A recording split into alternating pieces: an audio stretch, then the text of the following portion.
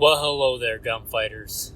Saddle up for another episode of Gunfighter Life, where we talk about guns, gunfighting, tactics, industry trends, things like that. The right way, with Almighty God at the center, Judeo-Christian values, and real-world first-hand experience. I am blessed to serve you as host. By God's grace, I've been a professional gunfighter most of my adult life. A quick abbreviated bio. First and foremost, I'm a Christian, also military, combat veteran, 2 branches of the armed services, served regular assignments and more specialized assignments in law enforcement, been a private contractor, commander of a tactical team to stop active shooters, state rifle and pistol champion a few times over in a few different states, professional big game hunter and guide. Blessed be the Lord, my rock, who trains my hands for war and my fingers for battle. I don't take any of that as me being better than anybody else. I certainly don't think that I survived any of those sticky situations because I was better than the men that didn't, but simply because God chose to have mercy on me by His own divine grace. And He had a purpose for me. And I hope to use the blessings and talent and skills He's given me, oratory being one of those, to help and bless you guys, because blessings are meant to be shared. Share that training and experience with you. With that, let's get into today's episode. This is going to be a little bit different. A lot of people did shows on SHOT Show. What was cool at SHOT Show? This thing, that thing, the other thing. And I haven't been to SHOT Show since pre-COVID. But I try and keep abreast of the stuff that's coming out in the industry trends. And I thought I would do a little bit of a different thing on things I wish I saw the industry doing, things I wish they had come out at SHOT Show. And forgive me, I don't know everything that came out at SHOT Show, so maybe one of these things already exists. But I thought that would be since you probably get bombarded with, this cool thing at SHOT Show, buy it now, throw your money at it. Maybe it works, maybe it doesn't. But I think you guys probably get enough of that. So, things that I'm not seeing that I wish I would see in the gun industry trends in the SHOT Show that I didn't hear anything about. A couple of those. You guys, if you've listened for any length of time, you'll know that I'm not the biggest Glock fanboy. In fact, I rag on them quite a bit. But this seems to me like something that they could do. Glocks, for all the smack that I talk on them, they generally will throw a bullet in the right direction when you pull the trigger. And if that's your bar, then the Glock will do that. One of the big things about the Glock, though, is that it has a far different grip angle than most other common handguns. Most common handguns have a pretty similar grip angle, like a 1911 or many other common handguns. They have a real similar grip angle. If it's not exactly the same, it's pretty close. The Glock is not. The Glock is far different, which is not impossible to transition back and forth. I can certainly do it, and if you can shoot one handgun well, you can shoot pretty much any handgun well, but it does require some attention to detail, which, when you're getting shot at, requires some more thought, which is more effort, which gives you more chances to get something wrong. Of all the things Glock has done over the years, and I don't think they're going to change your basic design, right? That's kind of what it's proven, it's tested. They come out with a bunch of different models, but basically the internal working parts are pretty similar, right? You look all the way back from the Gen 1 to the Gen 5. In fact, the Gen 5 may have more common with the Gen 1 than the Gen 3 or 4. But anyway, they're pretty linear, they're pretty similar. They do minor tweaks here and there. But here's something that seems like a minor tweak that they could do. Why couldn't they make a Glock with all the similar operating system, even keep the trigger that feels like a half-rotten carrot breaking in your hands? Even keep that. But make a similar to a 1911 style grip angle, a more traditional grip angle like is on almost every other modern common handgun. And just call it, they called the Glock 21 slim frame the SF, or they called the long 19 the 19X.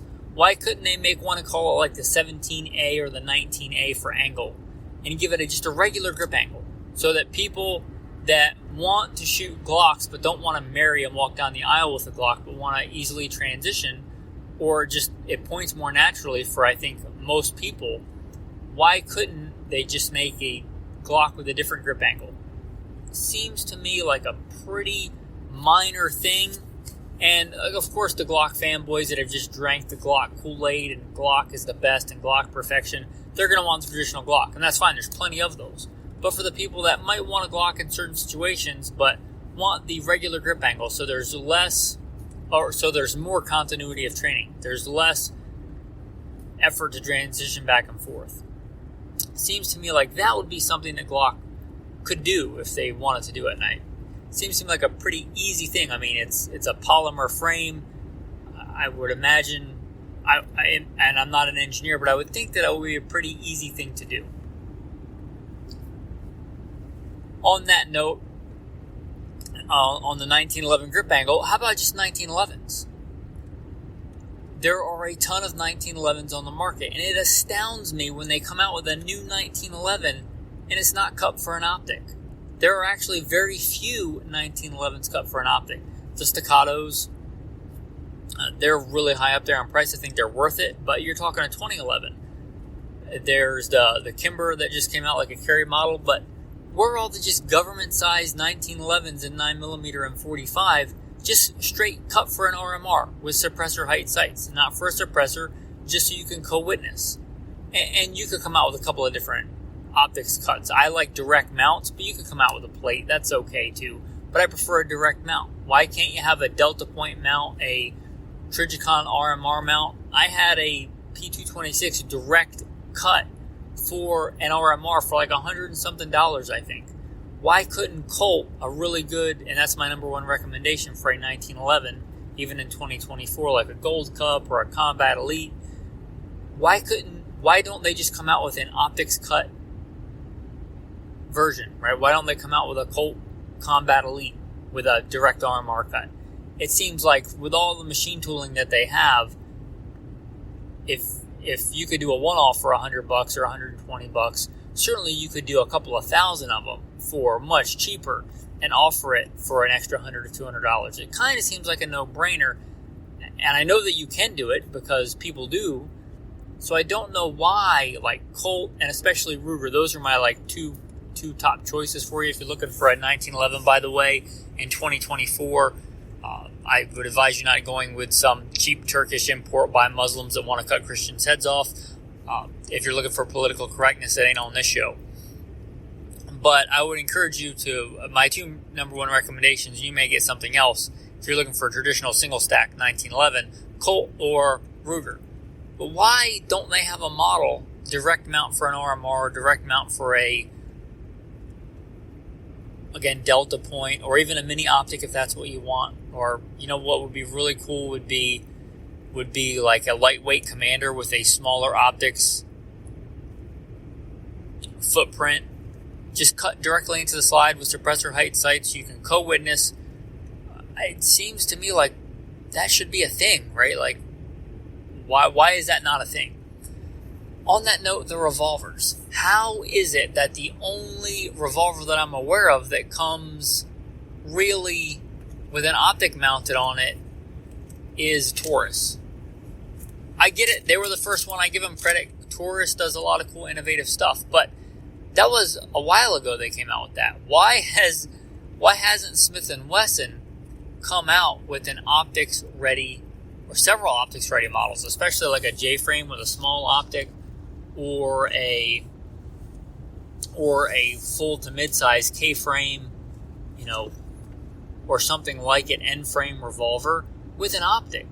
Something like a 44 mag with an optic, that's a great, like, for people that like handgun hunting. Again, why is that not a thing? There has not been a ton of, there's been minor tweaks here and there, but basic designs of handguns, going back to the 1911, well over 100 years old. You know, how old is a K-frame revolver from Smith & Wesson? The main advancements have really been in optics in the past several decades. Why are we not seeing, again, revolvers set up for an optic? Why are we not seeing 1911s direct cut for an optic? It seems like that should be a thing, especially from the big brands that are known for making really good quality options. Here's the thing that, and feel free to take this because I'm not using it, and I live as a nomad, so I don't have CNC machines. But it seems to me, talking about revolvers, that on the bottom there's a gap between the cylinder and the frame so that crane can lift up and lock into the cylinder. Also, likewise, on the top there is a gap. It seems to me like with a pretty simple piece of thin but really strong spring steel and a 3D printed top that goes over the top strap that fits in nice and snug. There's even a groove usually already cut in there on a lot of models with like a J-frame. You could lock that in pretty tight with a couple of screws, like 4 screws, and have a direct, or it wouldn't be direct, but you could have a optics mounting plate that mounted to like a J-frame or an N-frame pretty easily. And there are some kind of like workarounds with like you take out the rear sight and stuff, but it seems like you could make a really rugged, robust optics mounting system for a revolver for not a lot of money. Like a big hefty piece of spring steel that was still thin enough to not interfere with the cylinder, and then a 3D printed thing that goes on top that has your RMR mount or something, whatever pattern you want on the top, with 4 big beefy set screws. And it seems like, again, why is that not a thing? I wish that we would see that, just so you could take your existing revolvers and run them with an optic if you wanted. And it wouldn't really destroy the gun. If you wanted to take it off and have a more traditional revolver, you could do that too. What I was happy about at SHOT Show, there was some new innovation in shotguns. It seemed like shotguns have kind of been the forgotten category of guns.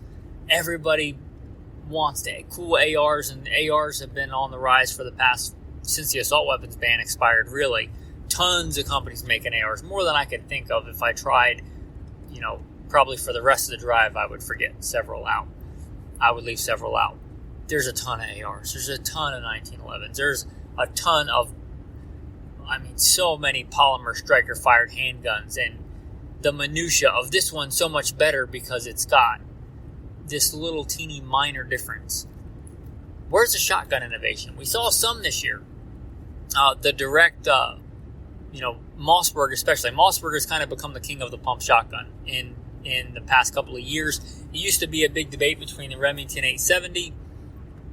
The Remingtons, since Remington came out of bankruptcy, in my experience, their new 870s are not the quality that they used to be. And although I love the old 870s, I really can't recommend them. So if you're talking about new American-made shotguns, pump action, Mossberg's kind of it. And you do see them, even though they're kind of doing some of that innovation. And I should mention there is another really good model, and that's the Benelli Nova. That's a really good pump option. But I would like to see some more innovation there. We did see some where Mossberg came out with a direct mount, again, talking about optics, a direct red dot optics mount for a shotgun. That absolutely fantastic. That's a great idea. I would like to see that. If they don't already have plans, I would like to see that in the 590S. You can shoot the short shells, rocking the short shells. I would also like to see some more innovation from the Benellis. Benelli should be doing something similar. I think it's been, a while since they've had any radical, really, changes in their Benelli Nova. Seems to me like in the past, my buddy in high school had a Nova, and that's been a while. So come out with some new, if you're really the only big competition for a really good, and it's not American made, it's Italian made, but I'm American, but also Italian heritage, so I like the Italians as well. But that's really the only big competition, in my opinion, for a good quality made, not cheap knockoff of a pump shotgun is in Mossberg and Benelli. I would like to see some more innovation from Benelli. Also, we get new calibers all the time. The new this caliber, the new that caliber that's forgotten a year or two later. The 2.7 or the 224 Valkyrie. Like, where's that thing at? And I could go on a laundry list of just forgotten calibers that, for all but a niche, are completely almost forgotten a year or two after they're released. Where's the innovation in shot shells? And I'm not even talking about a new gauge. I'm just talking about if you put some of the R&D, and there has been some, there's, the flight control wad and things like that, but why? I think just because people don't view them as tactical or they're just not as I don't know, but not as catchy. I've talked about that before, about why the shotgun is really underappreciated. I don't want to turn this episode into that, but give us some innovation in shot shells, some more innovation. Seems to me like if you put a lot of engineering into slugs, you could get a more accurate slug out of a smoothbore barrel, and you can get some pretty accurate ones, but you can do that. And I should say you do see some innovation from like Van Kamp. They do the back boring. There's a lot that can be done with a seemingly simple shotgun. Why aren't there more models coming out like we talked about Mossberg and Benelli? Why don't they make a ported one? You can send them off to Van Kamp and have them ported and backboard, but why isn't that like a factory option? Why isn't that an upgrade like the 590 SP, 590 short shell ported? Why is that not a thing? Like some more innovation in shotguns. Some different, I don't mind ghost ring sights, but I actually prefer rifled sights. Not a rifled barrel, but the more traditional like rifle sights like you would see on an old Pre-64 Winchester Model 70, the rifleman's rifle. I like those kind of sights on a shotgun. You used to be able to get them on the really old school police magnums and things like that, the old 870 smoothbore but rifle sights. Why is that not more of a common option? I've actually got those on a Benelli, but I had to buy an aftermarket, it might be a factory barrel, but not a factory option, I don't think. Or at least I've never seen it that way. I had to special order it. Why isn't that a thing? 18 to 21 inch barrel with good rifle sights, still interchangeable chokes. Also, there used to be a thing decades and decades ago, the old like Mossberg and some of the budget shotguns, before there was, I don't even know if it was before, but it was fairly common. Like you have the rem choke and the wind choke, the screw in chokes, but they had these big, kind of ugly, bulbous chokes on the end of the shotgun that you could screw in and out to change your chokes from anything from an open choke to a full choke, and you could do it just by twisting. I would have to think that in the decades and decades since those were a thing, we could improve those, make them a little bit sleeker, make them work a little bit better.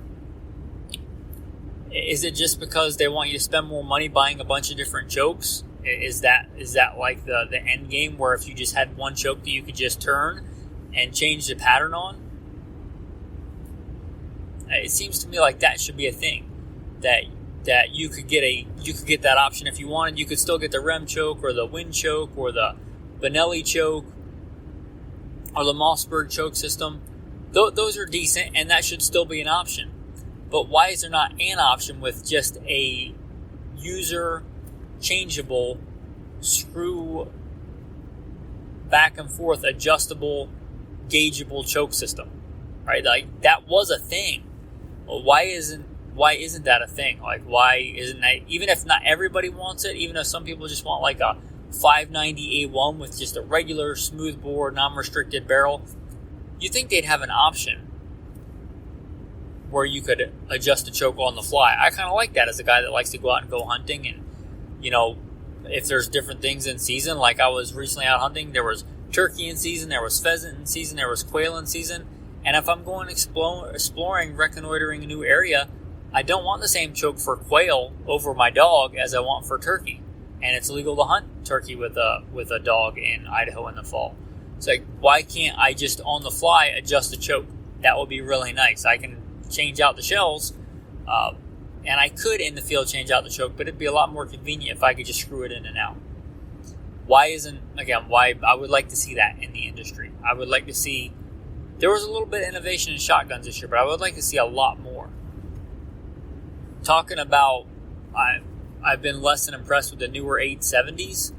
First of all, if you're going to come out with one of your flagship products, make it good, at least as good as it used to be, hopefully better, right?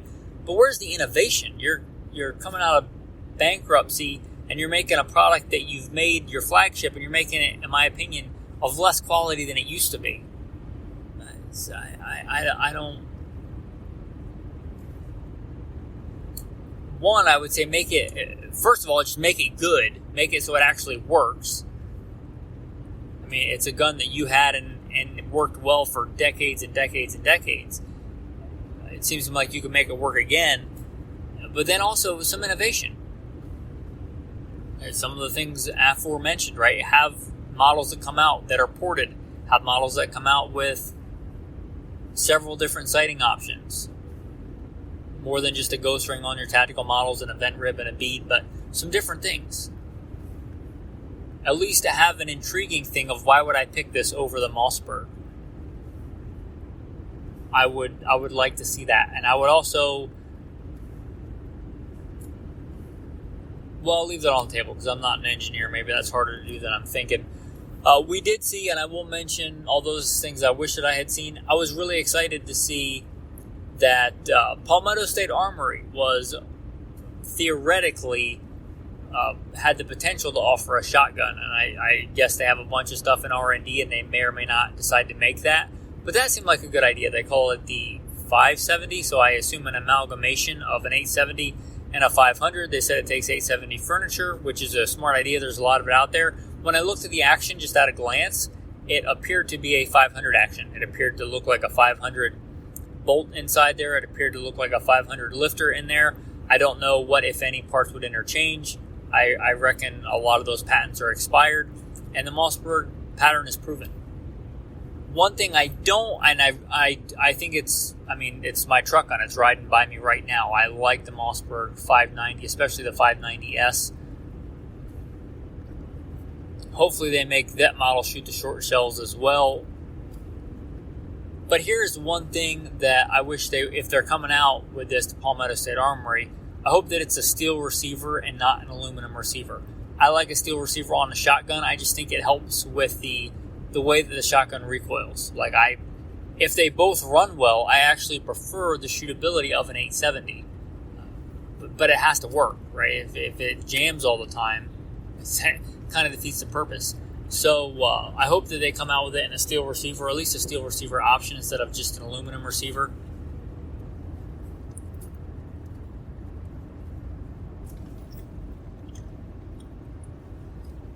So just more innovation in shotguns. The shotgun shells, the shotgun receivers.